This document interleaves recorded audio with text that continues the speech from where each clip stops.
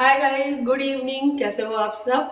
आज मैं बनाने जा रही हूँ ये पास्ता। आद्या बहुत दिन से कह रही है कि मम्मी मुझे पास्ता खाना है, आप बनाओ। लेकिन मेरी तबीयत ठीक नहीं थी, जिसकी वजह से मैं बना ही नहीं रही थी। बस जैसे तैसे खाना ही बन रहा था। खाना से ये रहता है कि भैया पेट तो भर जाता है, पास्ता वास्ता थोड़ी ना पेट भरता है। तो मैंने सोचा आज बना देती हूँ। शाम का टाइम है, चाय चढ़ा दी है। मैं डायरेक्ट से कुकर में बनाऊंगी, तो इसके लिए जो प्याज वगैरह है वो मैं कट कर ले रही हूँ। इसको धुल लूँगी, धुल के रखूँगी, फिर छोंकूँगी। चलो आज मैं आप लोगों के साथ में शेयर करती हूँ, दिखाती हूँ कि कैसे बनाती हूँ मैं पास्ता। प्याज निकाल लेते हैं पहले।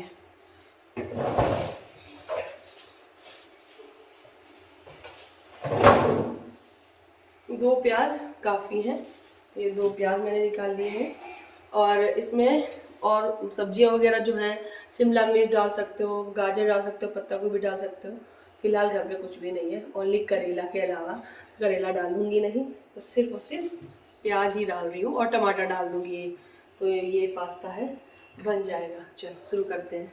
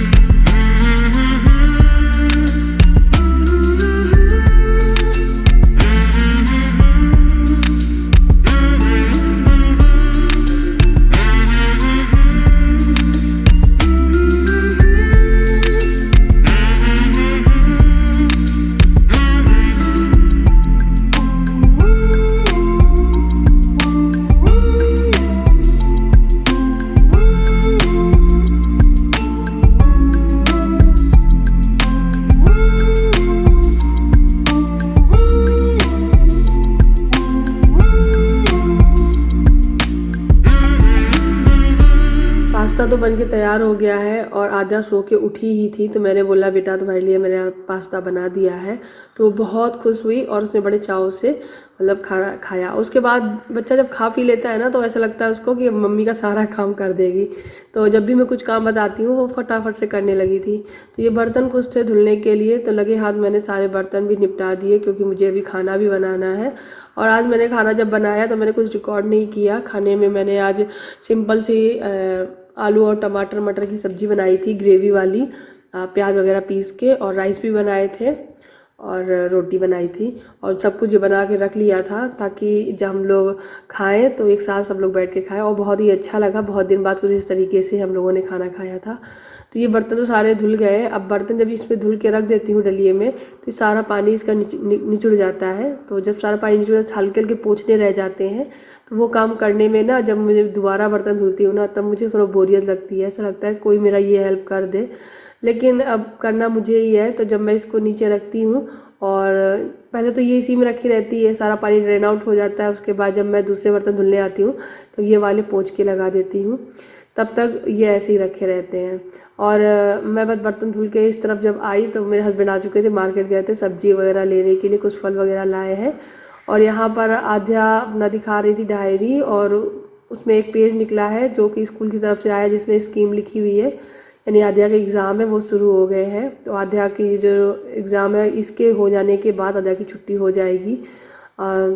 शायद 16 मई तक स्कूल चलेंगे, उसके बाद छुट्टी हो जाएगी। 10 मई तक चलेंगे शायद, हाँ ऐसा ही कुछ है। दक्ष के भी एग्ज़ाम चल रहे हैं।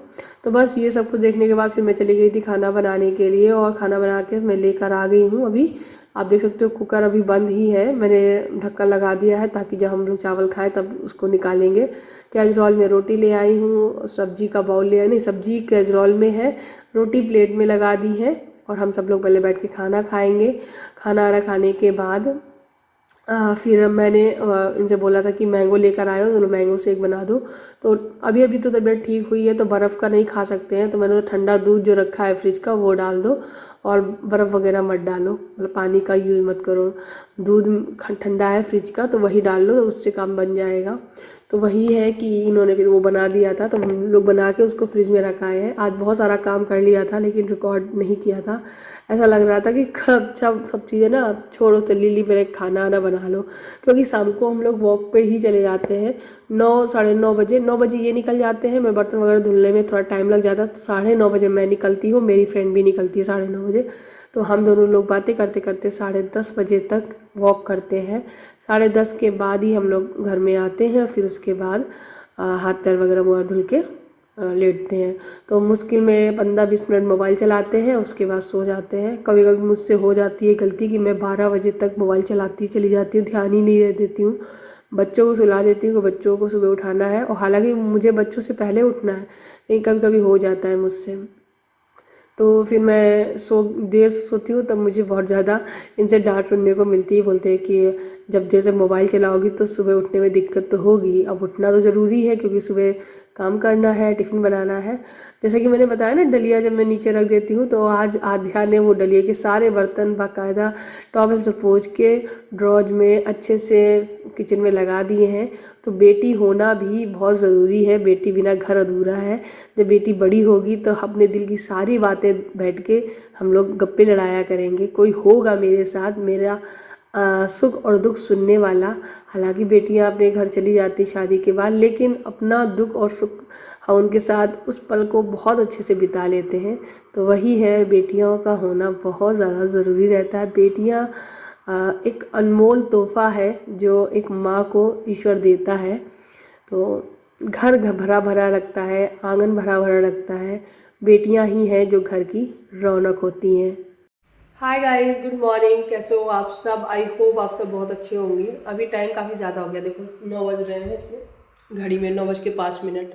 आवाज़ सुनाई दे रही है हवाओं की, इतनी तेज़ हवाएं चल रही हैं। मतलब अगर मैं आपको बाहर जाकर दिखाऊं तो बहुत भंवर टाइप का वैसा कुछ चल रहा है, बहुत तेज़, जिसकी वजह से यहाँ लाइट सुबह से कट है। मतलब हम लोग सुबह सोच रहे थे कि इतनी सी लाइट आ जाए कि मैं थोड़ा पानी भर लूँ भगवान को नहलाने के लिए, और थोड़ा सा पीने वीने वाला पानी है ना वो भर लूँ, क्योंकि अभी आर ओ वगैरह तो लगवाया ही नहीं है, और आर ओ हमें पसंद नहीं है, फ़िल्टर लगवाएंगे हम लोग।